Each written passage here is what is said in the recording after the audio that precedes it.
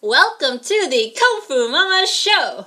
And we are so excited because we have a very important guest today. She is a sleep specialist. Her name is Grace Yuan. Hi guys, my name is Grace. And she is from Hanran. That's her company, her sleep consulting company.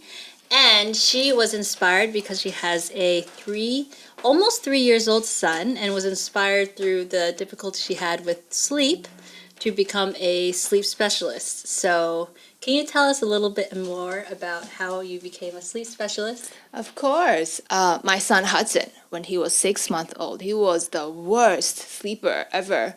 He would probably wake up 8 times a night crying for his pacifier. And I my gosh. And I would spend a lot of time, trying to find his pacifier in the dark. And eventually the pacifier doesn't satisfy him anymore. He needs more. But all the rocking and bouncing and patting just doesn't seem to do the trick. Mm-hmm. So eventually I knew I was doing something wrong. And I started to look for expert help.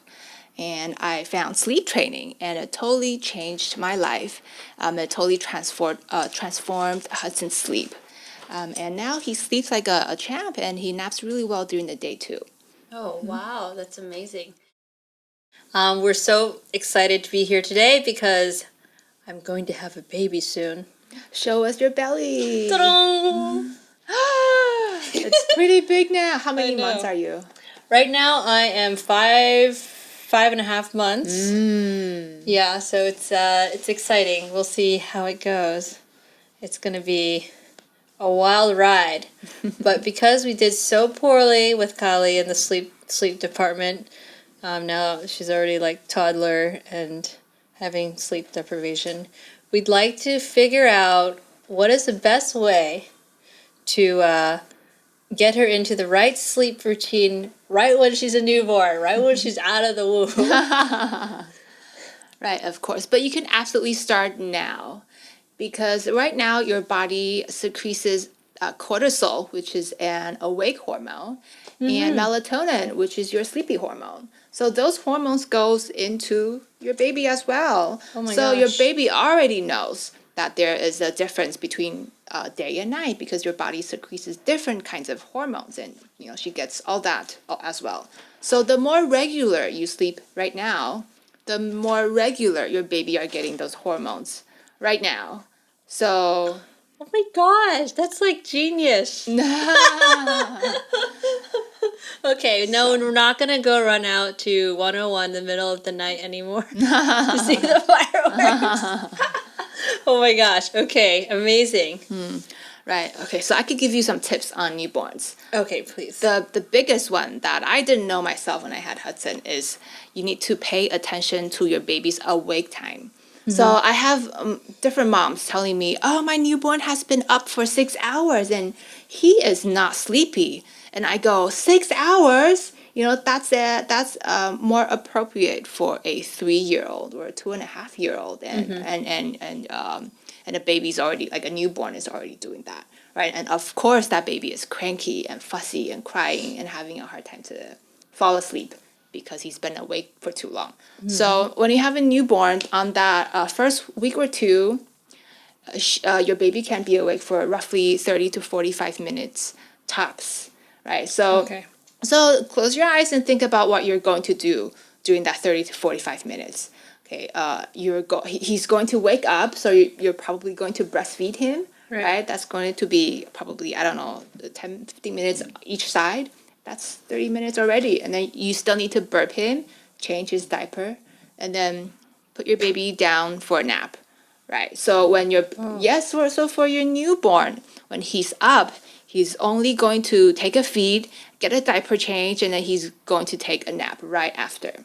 Oh, wow. So there's barely any playtime for your newborn, especially during that first few weeks. Oh my gosh. Okay, so literally only 45 minutes increments. So 45 minutes and goes back to sleep for however long he can. And then 45 minutes and goes back to sleep. That's it? Yeah. Wow. Yeah, so his awake time should be very short and he should be very sleepy, actually. And, for older children, like, you have a toddler. When she's tired, she yawns, right? She will probably rubs her eyes. Your newborn probably will not be able to rub his eyes or her eyes because, hand-eye coordination isn't that good yet, right? So, so you need to pay close attention to your clock because your baby is not going to display much tired signs. Yeah. Wow. And when your baby gets older, around the 3-month mark, she can stay up for 90 minutes at a time. That's when you have more time for play. Okay. So 0 to 3 months is 45 minutes. Is that right? And then 3 months and onwards, it's 90 minutes? Well, actually, the wake time. So think about this. When your baby is a newborn, like first week or second week, her awake time is probably 30 minutes long, 45 minutes long. As she grows, that awake time will stretch. Okay, so when she hits 3 months, it's going to be 90 minutes. Okay, when so she hits 6 weeks, 6 month old, it's probably 2 to 2.5 hours, right? So eventually, when she turns into say she's 18 months, right? She's a year and a half old. That awake time is probably 5 hours long. Okay. And when she's 4 years old, then she's no longer taking the nap. Then she'll be up for 12 hours, 13 hours at a time. So awake time will stretch slowly. So pay attention to your clock and to your baby's sleepy cues. Right. So, so that's tip number 1 is to watch the clock. We want to avoid overtiredness at all costs. Right. When your baby's overtired, she won't have the ability to stay on your breast and finish a full feeding because she's so tired. She'll either fall asleep right away, not drinking much milk, or she's going to be super cranky, right, arching her back, kicking, and just doesn't have the patience to stay on your breast for the full, or 20 minute or 15-minute feed. Right. So always avoid overtiredness, even with older babies and older toddlers too. When your toddler is overtired, she is not going to be able to focus and learn anything new. Right. And moreover, she won't be able to control her emotions very well. She's gonna get very cranky, and very upset very easily, and you just have a very difficult child to take care of. So avoid overtiredness at all costs. Okay. Right, and tip number 2 was to swaddle your newborn. Yes. And there's tons of different swaddling products on the market. So research, right? There's the traditional one where the arms goes down, and there's the new one where the arms goes up, right? So pick whichever one you like for your baby. It's going to help with the Moreau reflex, where the baby moves and shakes in her sleep and wakes herself up. Okay, I see. And tip number 3, which is a big one for most parents, is day-night confusion. So with lots of babies, when they're born, the first few days, they'll have a little bit of residue melatonin from you. But after those days, then the baby's on her own. But however, her melatonin system isn't very mature yet. So her days and nights are going to be a little messed up. So some babies like to party all night and then sleep all day, leaving the parents very, very exhausted. And to help with that, you want to make sure she naps in a well-lit room like this room. So help her, expose her to lots of sunlight. So eventually her body will know the sun is up and it's time for naps, not deep, long sleep. Right. And when the sun goes down, make sure for her night sleep, make sure her bedroom is super, super dark. So she's not getting any artificial lighting and no natural lighting as well. So she can sleep better at night. Right. Great. And for babies with day-night confusion, they'll want to take super long naps during the day. So you'll want to cap her. If you're breastfeeding, then you should be feeding at a 2-hour or 3-hour interval, right? So if she's been napping for 3 hours, that means she hasn't had milk for 3 hours, and you better wake her up for a feed. And also, you don't want her sleeping super long during the daytime, because she won't be able to sleep a lot at night. So how long until you have the baby sleeping, longer periods at night? Right. So if you look at their melatonin development, and their sleep cycle development. Your baby will start to sleep longer stretches at night when she hits 3 to 4 month old. That's when her melatonin matures, right? But she still probably cannot sleep through the night. But that first stretch of sleep will be longer, like maybe 5 to 6 hours. Okay. Right. And when she gets to 6 month old, most babies are capable of sleeping through the night. Okay. Yeah, but it's not like sleeping through the night shouldn't be your priority. Satisfying your baby's sleep needs should be the priority. Right. So the most important thing is make sure your baby is getting enough sleep hours. It doesn't really matter if she's sleeping through the night or not by 6 month old. Yeah. Okay. Yeah. Okay. So for newborns, even if they wake up throughout the night. Yeah, newborns will wake up multiple times a night for that feed, especially very, very young newborns. They'll probably be up every 2 hours for a feed. Yeah. Is there a time when you have to stop giving the night feed? Experts in the States, all medical doctors and experts like to recommend 6 months. That's probably when you start giving solid food, baby food, and pretty established baby food. And by then you should start to wean down your night feed. And by then, experts find that babies do not need a feed to sleep through the night. Okay.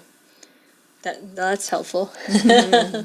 So we'll be definitely going through that routine when we have the baby. And I actually should sleep on time now. That one I really didn't know. Yeah. All right, and then the fourth tip is to establish an eat, play, sleep routine. Okay. This is because we want to maximize each feed, right? So right when the baby's up, your newborn is up, you want to offer that feed right away when your baby's full of energy, very well rested. If you wait till the end of her wake time, say you wait for 30 minutes or 40 minutes and then you give her that feed, most likely your newborn is going to be a little sleepy and tired by then, right? So she's either going to fall asleep on your breast or she's going to be very cranky and she won't take that milk. She won't drink that much milk anyway. So we want to offer that feed right away when your baby's up. So she has all that energy for breastfeeding. Okay, so definitely you shouldn't be doing the breastfeeding to put her to sleep.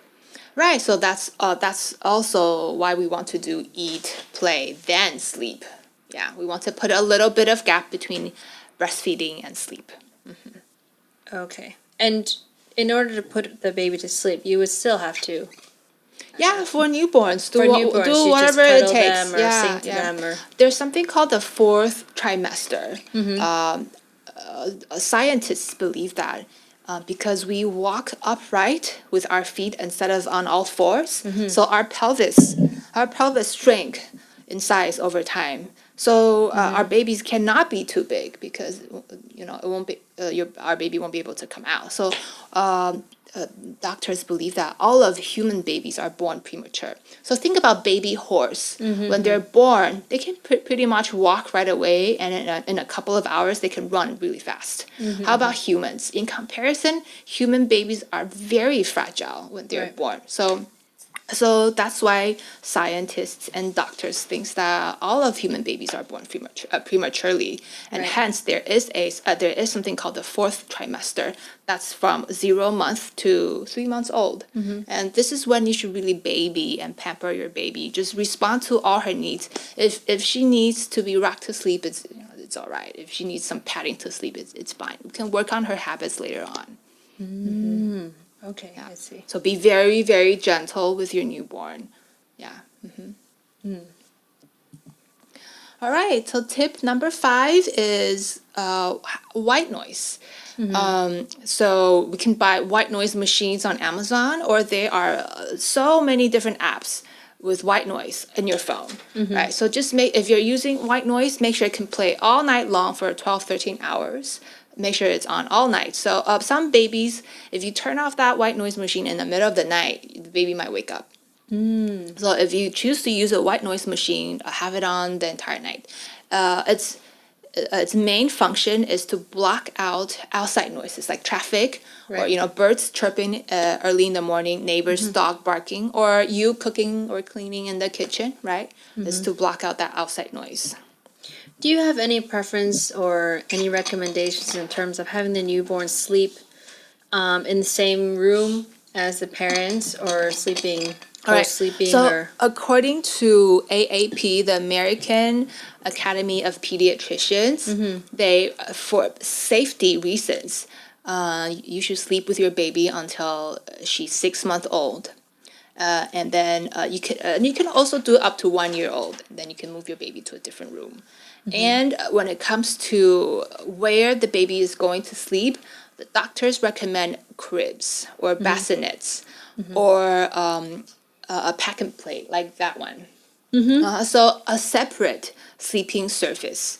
Right? Doctors do not recommend having your baby sleep on the same bed as you because there's tons of risks, like you rolling over on your baby, or the baby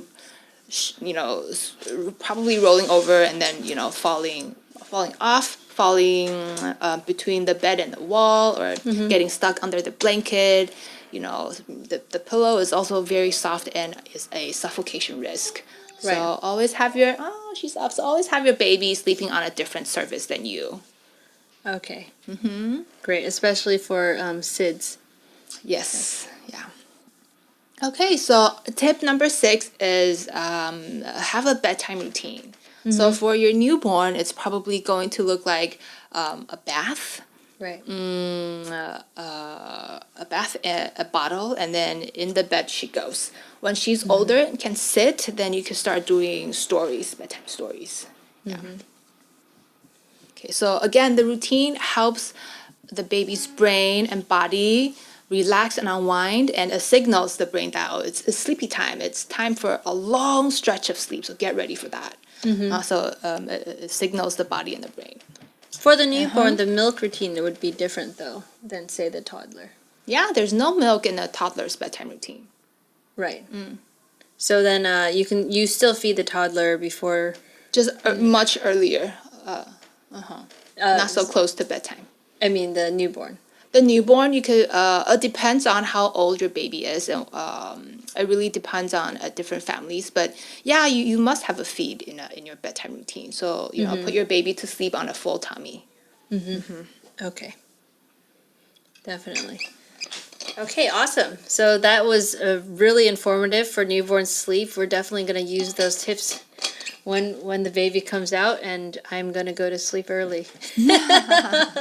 Did you have any newborn sleep problems with your first? With Kali, I think between 6 months, I think we just didn't really have a routine. I think we didn't have a routine because we started working pretty soon after the baby was born, and then we would be like on the set. I was still breastfeeding. She would have to come on the set with us, and we would have night shoots, so it would be basically no routine every day because we didn't have a routine, and we didn't have a nanny.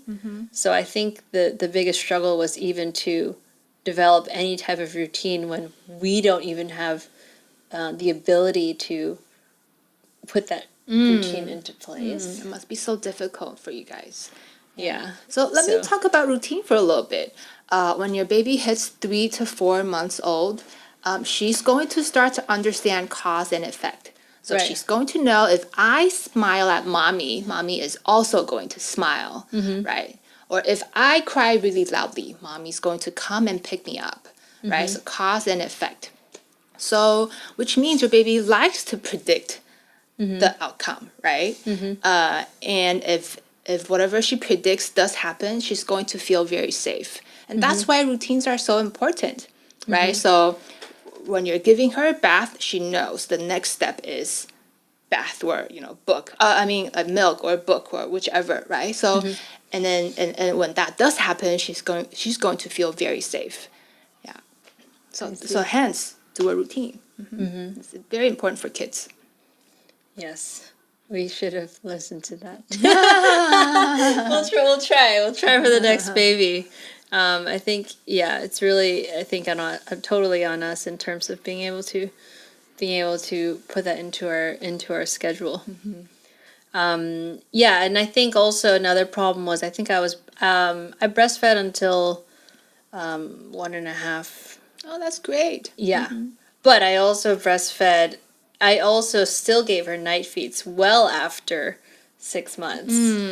And so I think that really affected her sleep as well. Because she still wanted to breastfeed in the middle of the night, or she still wake up hungry in the middle of the night. Okay. So it took us a while to get her off of the night feeds.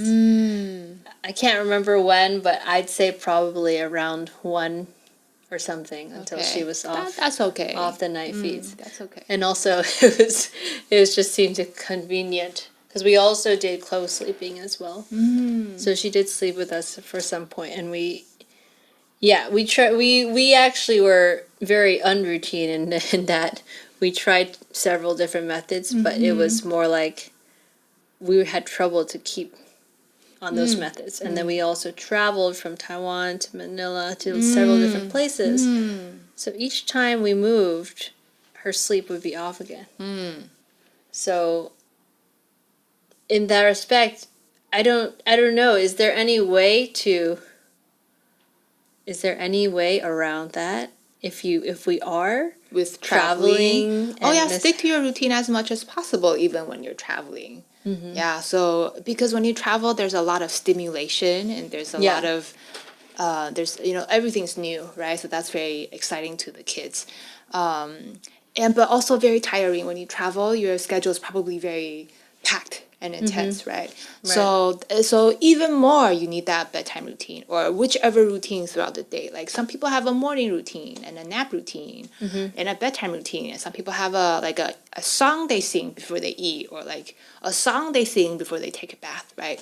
So the more routine you give your child, the more she can predict what the next step is, and the more calm and secure your baby is going to feel. So even when you're traveling, keep up your routine as much as possible. You can make it very short, but still have a routine. Yeah. And the same, like really at the same time every day. You try as much as you can. It depends on the baby. I would say for a very young baby, plus minus 15 to 20 minutes is okay. For a toddler, plus minus half an hour is fine. That's great. That's amazing to know. So that's really great tips for newborns. And it's time for a cuddly break. Well, thanks so much for coming today. And we look forward to seeing you again. I'm looking forward to meet the new baby. Yeah! Can't wait.